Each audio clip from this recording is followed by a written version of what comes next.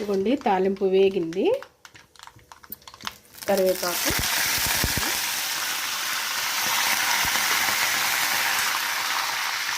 తర్వాత ఉల్లిపాయలు వేసుకున్నామండి. తర్వాత పచ్చిమిరపకాయలు కూడా వేసేసుకున్నాం. ఈ రెండు చక్కగా మగ్గుతాయి.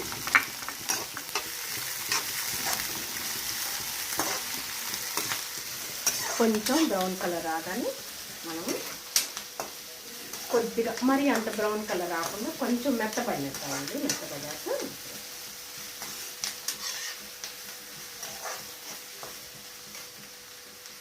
కొద్దిగా సాల్ట్ వేసుకున్నాం.